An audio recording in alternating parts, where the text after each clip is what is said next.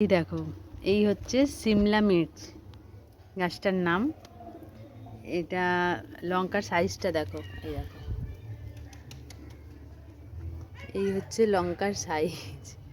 এই গাছটা আমি হ্যালো গাইস, আজকে আমি যাব প্রোগ্রামে।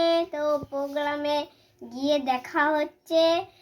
এই দেখো ওকে পিচকারি কিনে দিচ্ছি। কে আপনারা চিনতে পারছি না, একটুও চিনতে পারছি না।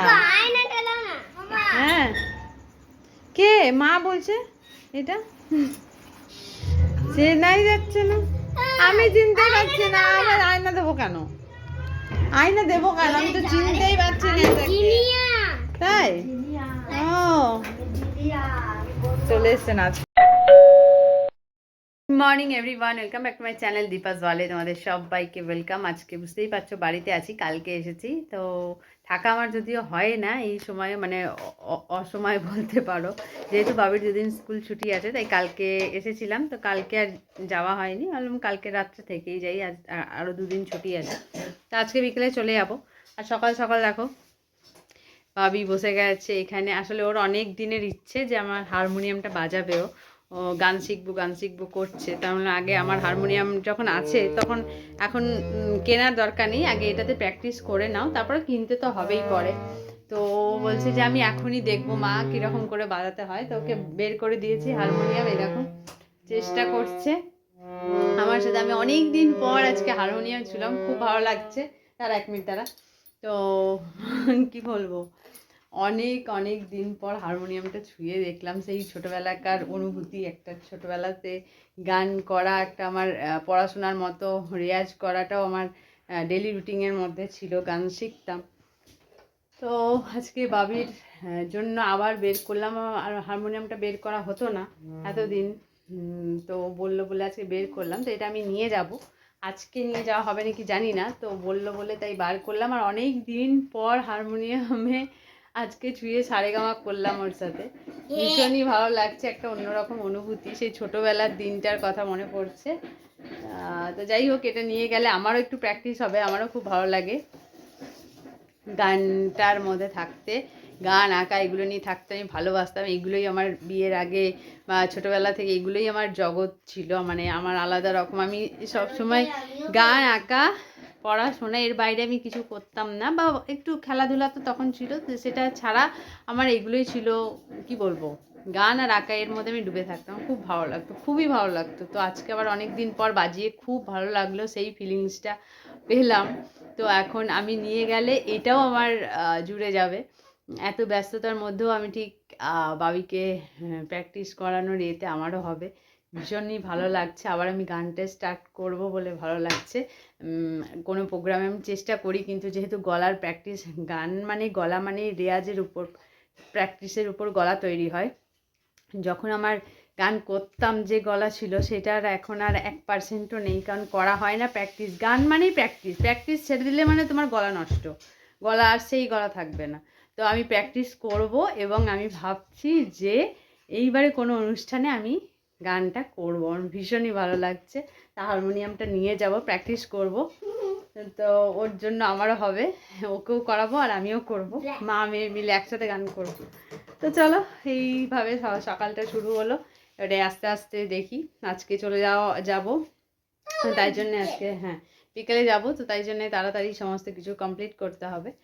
তো চলো আপাতত দেখি, মায়ের জলখাবার হয়ে গেছে, খেয়ে নিই, তারপরে আবার আসছি। আমাদের ঘরে এলাম, তো ছাদে প্রচণ্ড রোদ, থাকা যাচ্ছে না। তো এখানে কি একটা দাদা বলল কি গাছ, সিমলা মির্চ গাছ রয়েছে, দেখাই। আমি নিজে আগে খুঁজে পাই তারপর দেখাচ্ছি, বুঝতে পারছি না কোনটা। আচ্ছা, এইটা দেখো, লঙ্কা দেখো, দেখাই তোমাদেরকে। এই দেখো, এই হচ্ছে সিমলা মির্চ গাছটার নাম। এটা লঙ্কার সাইজটা দেখো, এই দেখো, এই হচ্ছে লঙ্কার সাইজ। এই গাছটা আমি প্রথমেই দেখলাম। এইটা এই যে বলি না, আমার জেঠুর প্রচণ্ড গাছের শখ, তো এইগুলো সব জেঠু বসে বসে লাগায়, যত্ন করে গাছের।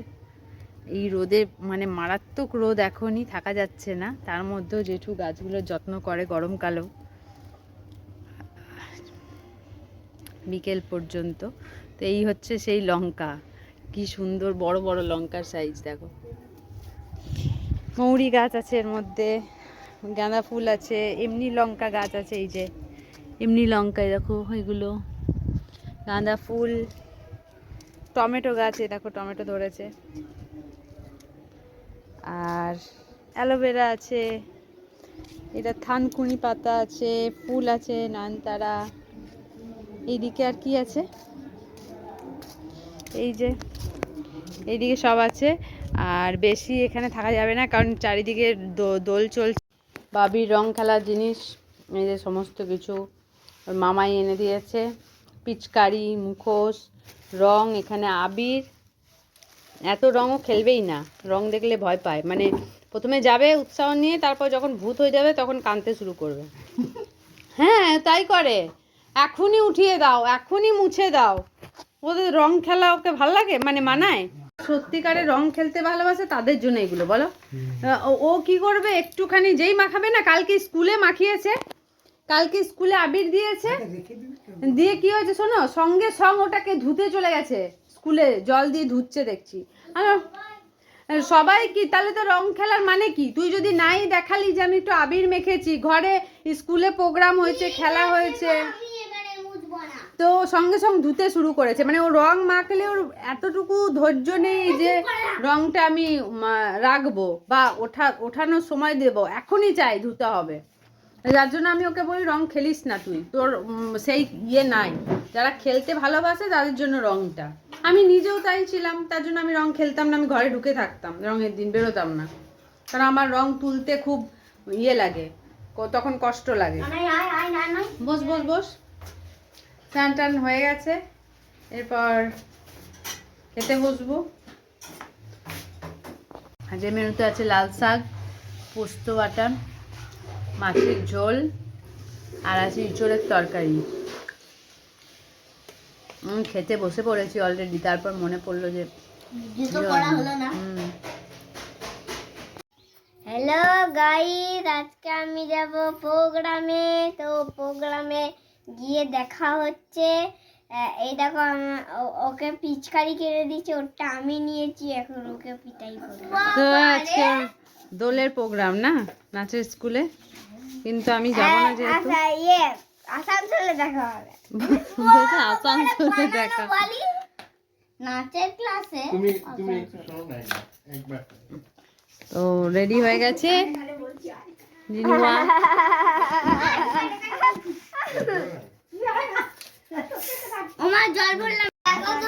কে আপনারা চিনতে পারছি না, একটুও চিনতে পারছি না। হ্যাঁ কে মা বলছে এটা, চেনাই যাচ্ছে না, আমি চিনতে পারছি না। আমার আয়না দেবো কেন, আয়না দেবো কেন, আমি তো চিনতেই পারছি না এটাকে। তাই ও চলে এসছে নাচ করবে। কেমন প্রোগ্রাম হলো? হ্যাঁ ওই কেমন প্রোগ্রাম হলো? দারুণ। কেমন হেঁটেছে রে বনুয়া?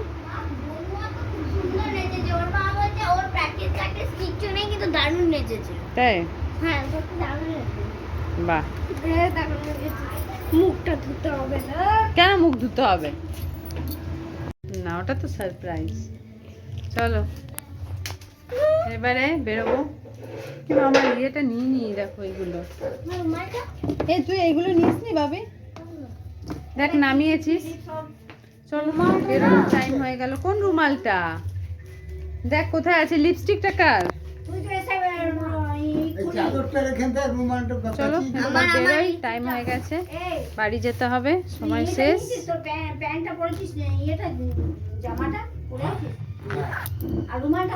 চলো